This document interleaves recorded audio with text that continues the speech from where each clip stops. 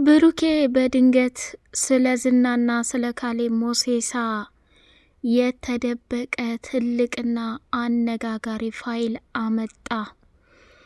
መድብል እንደተለመደው ዝናን አገተበት ቦታ ላይ ሊቀጠቅጥና ፈርደም ሊያስበላው ሲሄድ አቶ ዝና ደግሞ መድብል የጣለውን ስልክ አንስቶ ለካሌብ ሞሴሳ ደውሎ ያሉት ሰዎች መተው ከዛ ቦታ ላይ አስጠፍተውታል።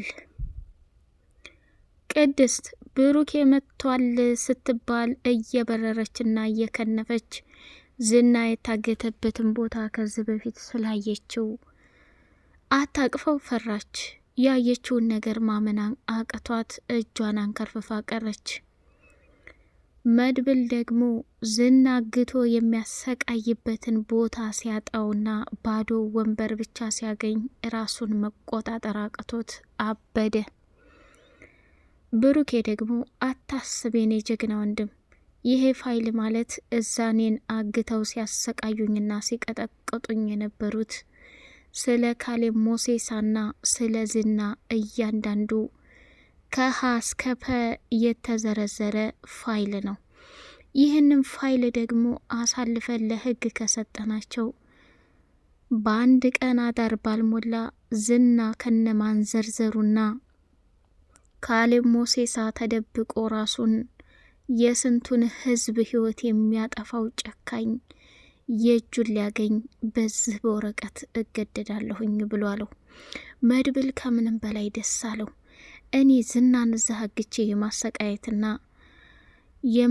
የማስጨነቅ ፍላጎት የለኝም። እኔ የምፈልገው አንተ አንዱና ብቸኛው ወንድሜን ነበር። አንተ ደግሞ ስለመጣህና በህይወት ስላለህ በጣም ደስ ብሎኛል። ከእኔ ዝናና አግቶ ከማሳደድ ይልቅ አንተ እዛ ታስረህ እየተሰቃየህ ያገኘኸው መረጃ በጣም ደስ ይላል።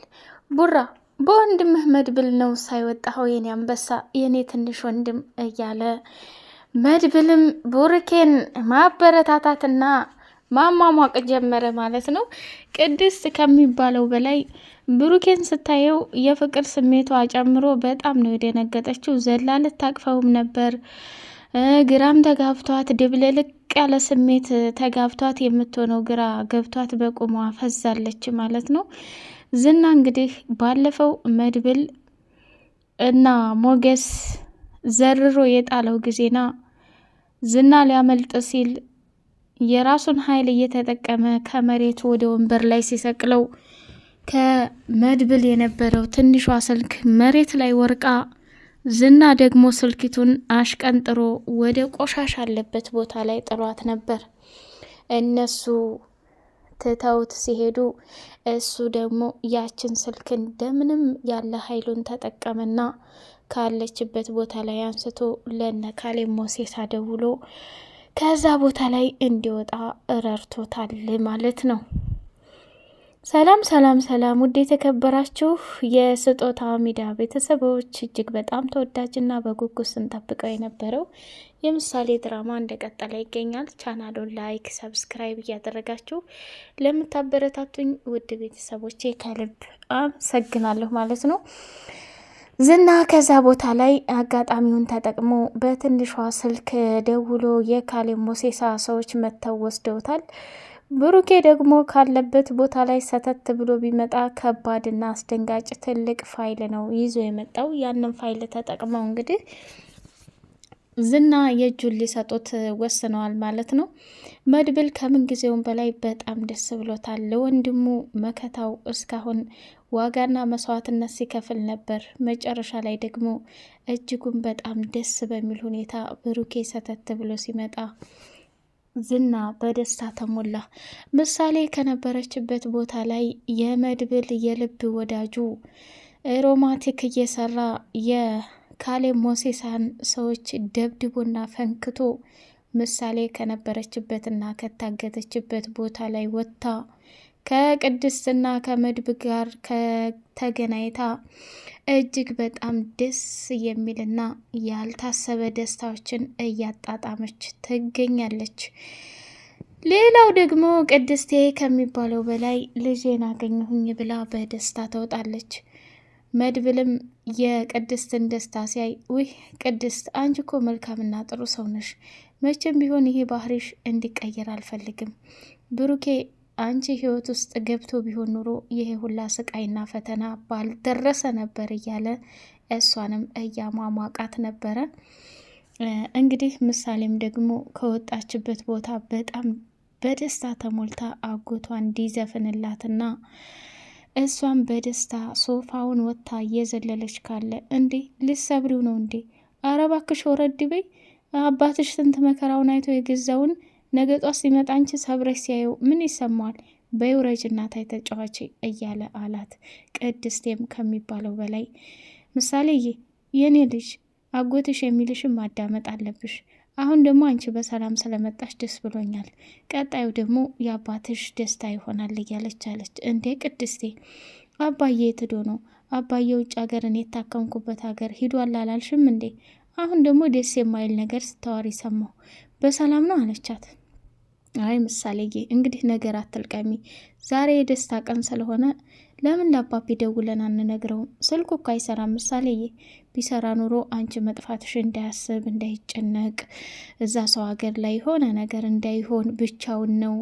ቢያስ አንቺ እኮ እኔም አለሁ አጎትሽም አለ ዳጣም አለች ሞገስም አለ። ስለዚህ ሰው ጋር ስለሆንሽ ለምን እንትን እንለዋለን አለች።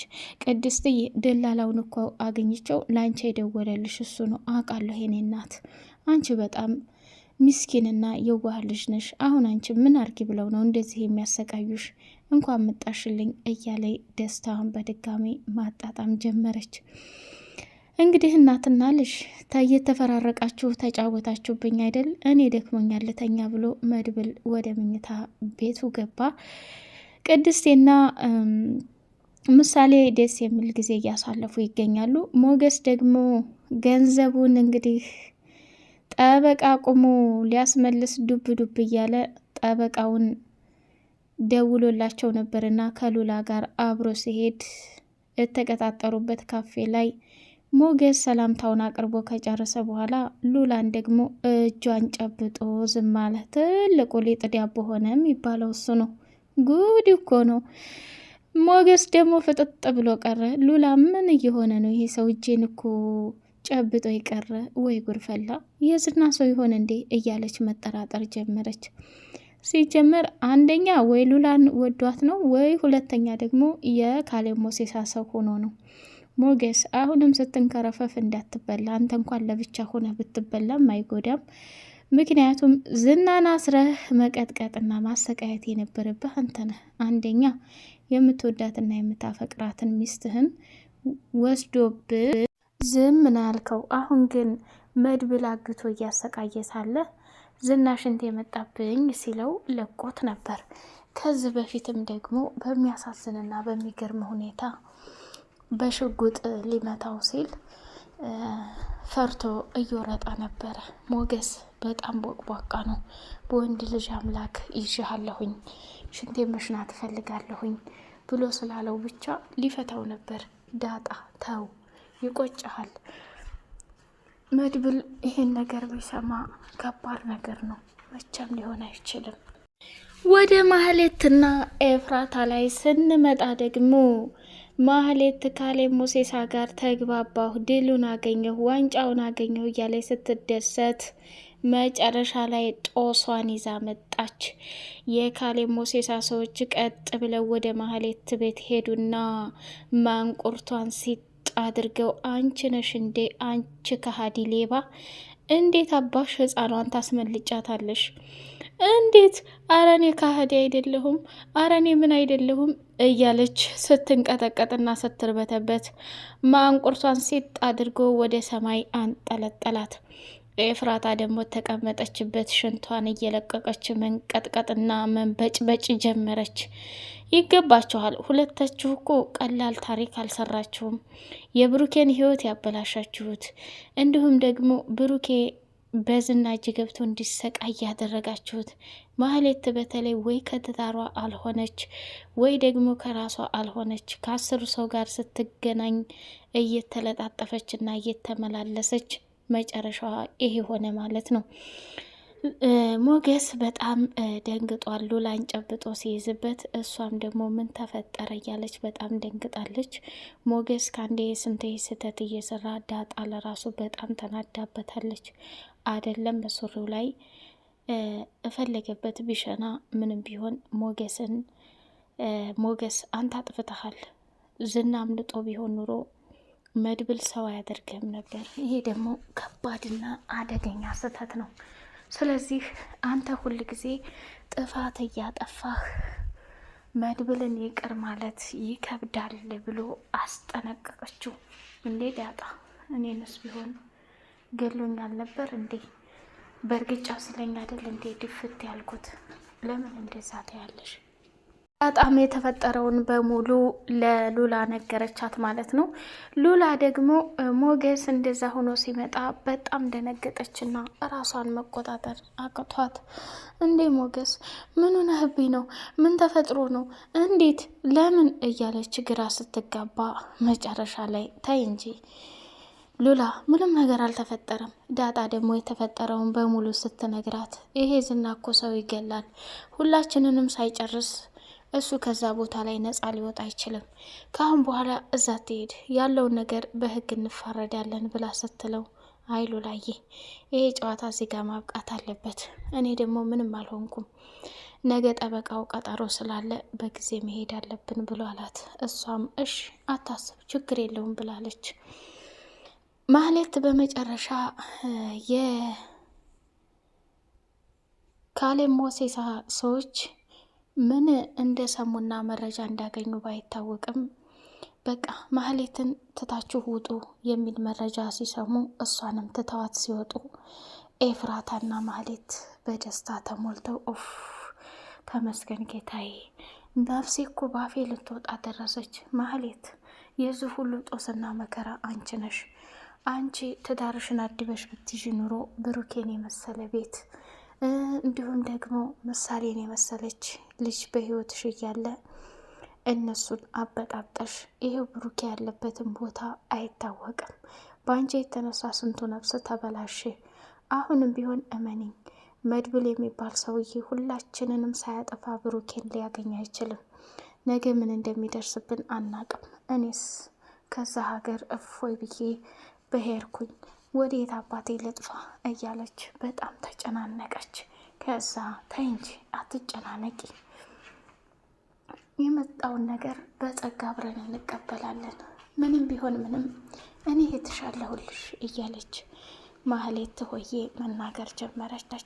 ውድ የተከበራችሁ የስጦታ ሚዲያ ቤተሰቦች እንግዲህ የምሳሌን ድራማ በዚህ መልኩ አይተናል። በቀጣይ ፓርት ምን እንጠብቅ? ቅድስትና ብሩኬ ፍቅራቸው እንደቀጠለ ሆኖ ለትዳር ይጠይቃት ይሆን? የመድብልስ መጨረሻ ምንድን ነው የሚለውን በጉጉት የምናይ ይሆናል ማለት ነው። እናንተም ቻናሉን ላይክ፣ ሰብስክራይብ እያደረጋችሁ አበረታቱኝ። በቀጣይ ፓርት እስከምንገናኝ ሰላም አለይኩም ወራህመቱላሂ ወበረካቱሁ።